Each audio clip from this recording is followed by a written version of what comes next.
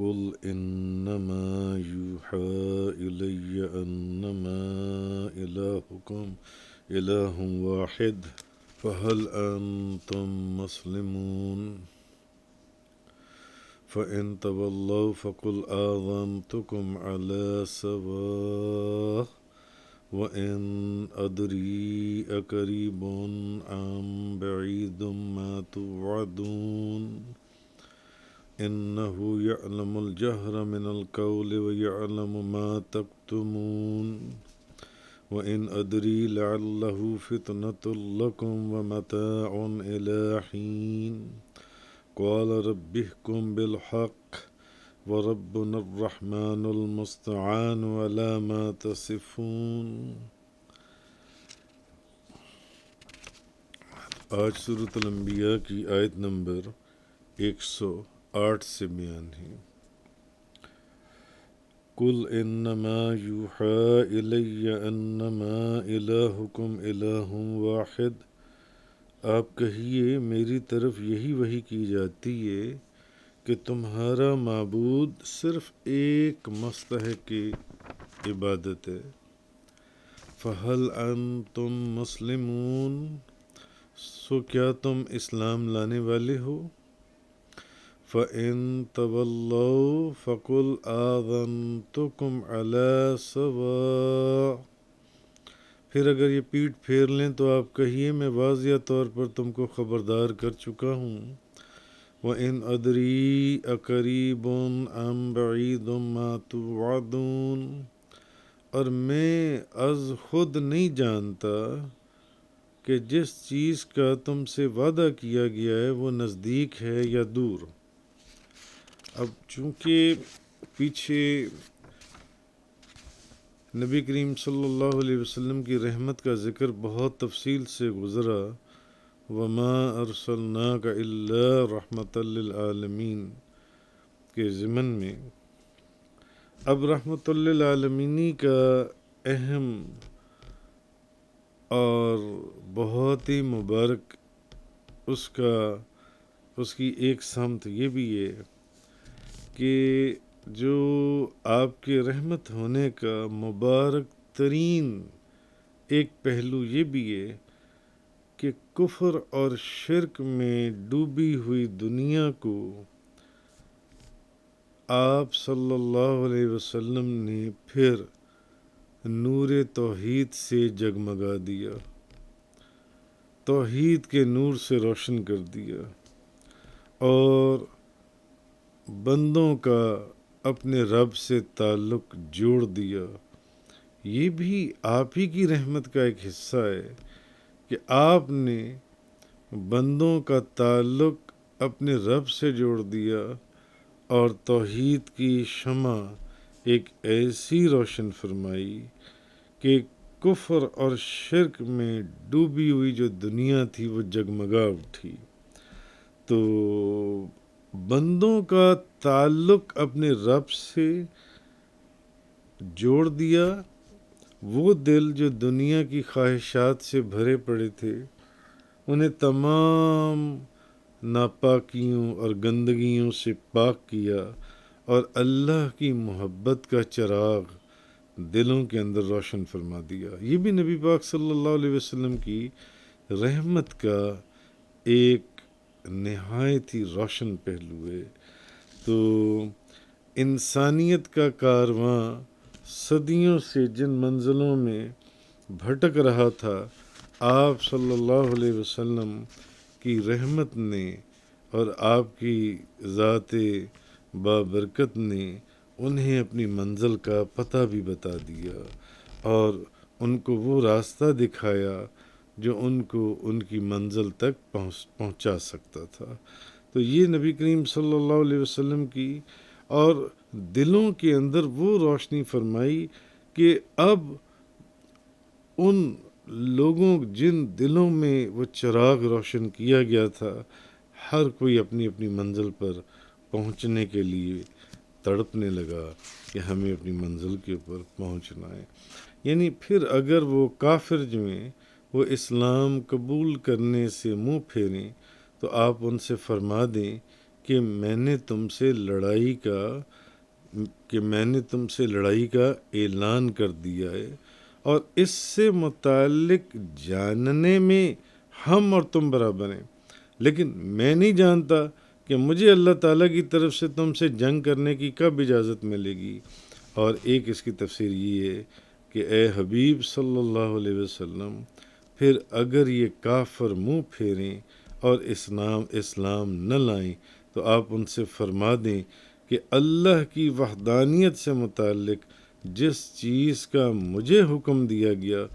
میں نے تمہیں برابری کی بنیاد پر اس کے بارے میں خبردار کر دیا ہے،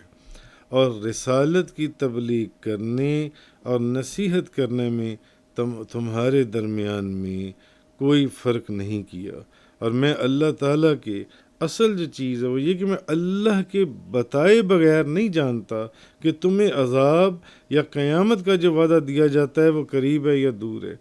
یعنی یا تو یہ کہ تمہیں جو عذاب دیا جائے گا یا جو قیامت کا وعدہ وہ قریب ہے یا دور ہے، یہ میں اللہ کے بتائے بغیر نہیں جانتا۔ اللہ نے جو مجھے علم عطا فرمایا، اللہ جو مجھے بتاتا ہے وہی کے ذریعے میں اس سے یہ سب چیزیں ان سے جانتا ہوں۔ اور یا پھر اس کی یہ تفسیر ہے کہ میں نہیں جانتا کہ مجھے اللہ کی طرف سے تم سے جنگ کرنے کی اجازت جو ان سے یہ کب ملے گی، یعنی اللہ کے بتائے بغیر نہیں جانتا۔ تو مفتی نعیم الدین مراد آبادی خزائن العرفان میں وہ فرماتے ہیں کہ اس کا خلاصہ یہ ہے کہ یعنی میں نہیں جانتا، یہاں درایت کی نفی فرمائی گئی ہے، اندازے اور درایت کہتے ہیں اندازے اور قیاس سے جاننے کو کہتے ہیں، جیسے کہ امام راغب اصفہانی نے اور علامہ شامی نے رد المختار میں ذکر کیا ہے کہ قرآن کریم کے اطلاقات اس پر دلالت کرتی ہیں۔ اس سے پہلے نہ تم کتاب کو جانتے تھے نہ شریعت کے احکام کی تفصیل کو، اسی لیے اللہ تعالیٰ کے لیے درایت کا لفظ استعمال نہیں کیا جا سکتا۔ کیونکہ درایت جو ہے یہ اندازے اور قیاس کو کہا جاتا ہے، قیاس کے ذریعے جاننے کو کہا جاتا ہے۔ اللہ کے لیے درایت کا لفظ استعمال نہیں کیا جاتا۔ تو یہاں اللہ تعالیٰ کے بتائے بغیر، یعنی حضور جو نفی فرمائی گئی ہے کہ میں نہیں جانتا، یعنی محض اپنی عقل اور قیاس سے جاننے کی نفی فرمائی گئی ہے، اور نہ کہ مطلق علم کی یہ نفی فرمائی گئی ہے۔ تو یہ چیز اس آیہ کریمہ کے اندر اللہ تبارک و تعالیٰ نے ارشاد فرمایا۔ باقی آیت نمبر 110 کے اندر اِنَّهُ يَعْلَمُ الْجَهْرَ مِنَ الْقَوْلِ وَيَعْلَمُ مَا تَكْتُمُونَ، بے شک اللہ بلند آواز سے کہی گئی بات کو بھی جانتا ہے، اور وہ جانتا ہے جو تم چھپاتے ہو، یعنی جو بات تو تم آواز کے ساتھ کرتے ہو وہ اس کو بھی جانتا ہے، اور جو تم چھپاتے ہو وہ اس کو بھی جانتا ہے، اور میں نہیں جانتا کہ شاید وہ تمہاری آزمائش ہو اور ایک وقت تک کے لیے فائدہ دینا ہے۔ یعنی بے شک وہ بلند آواز سے کہی ہوئی باتوں کو بھی جانتا ہے اور ان چیزوں کو بھی جانتا ہے جو تم چھپاتے ہو۔ تو یعنی مطلب یہ ہے کہ تمہیں اب چاہیے کہ تم اخلاص کے ساتھ عمل کرو اور منافقت کو چھوڑ دو، نفاق کو چھوڑ دو، کیونکہ جب وہ دلوں کی باتوں کو جانتا ہے، دلوں کی باتیں تک اس کو معلوم ہے، تو پھر نفاق اور ریاکاری والے اعمال کرنے کا تمہیں کیا فائدہ ملے گا؟ وہ تو ہر چیز کو جانتا ہے۔ وَإِنْ أَدْرِي لَعَلَّهُ فِتْنَةٌ لَكُمْ، اور میں نہیں جانتا کہ شاید وہ تمہاری آزمائش ہو، یعنی میں نہیں جانتا کہ شاید دنیا میں عذاب کو مؤخر کرنا تمہاری آزمائش ہو، یعنی یہ جو تم پر عذاب نہیں نہ آ رہا، ہو سکتا ہے یہ تم سمجھ رہے ہو کہ شاید تم کامیاب ہو گئے، نہیں، بلکہ یہ ہو سکتا ہے تمہاری آزمائش ہو جس سے تمہارا اصل حال ظاہر ہو جائے، اور اللہ تعالیٰ کی مشیت کے مطابق موت کے وقت تک کے لیے تمہیں فائدہ دینا ہوتا کہ یہ تم پر حجت ہو جائے، یعنی اللہ کی مشیت کے مطابق موت کے وقت تک، جب تک تمہارا موت کا وقت نہیں آتا، تمہیں فائدہ دینا ہو تاکہ یہ تم پر حجت ہو جائے کہ وقت دیا گیا تھا مگر تم پھر بھی نہ سمجھ سکے۔ آگے فرمایا قال رب احکم بالحق وربنا الرحمن المستعان علی ما تصفون۔ نبی نے کہا اے میرے رب حق کے ساتھ فیصلہ فرما دے، ہمارا رب رحمان ہے، اسی سے ان باتوں پر مدد طلب کی جاتی ہے جو تم بیان کرتے ہو۔ اب فرمایا یہ گیا، یعنی اس کی ایک تفسیر تو یہ ہے کہ نبی پاک صلی اللہ علیہ وسلم نے یہ دعا کی کہ اے میرے رب جو میرے لائے ہوئے پیغام کے منکر ہیں ان کے اور میرے درمیان عذاب نازل کر کے فیصلہ فرما دے۔ یا تو اس چیز کے فیصلے کا فرمایا گیا کہ نبی پاک صلی اللہ علیہ وسلم نے دعا کی کہ اے میرے مولا، اے میرے رب جو میرے لائے ہوئے پیغام کے منکر ہیں ان کے اور میرے درمیان عذاب نازل کر کے فیصلہ فرما دے۔ اور یا پھر اس کی یہ تفسیر ہے کہ ہمارے اور ان کے درمیان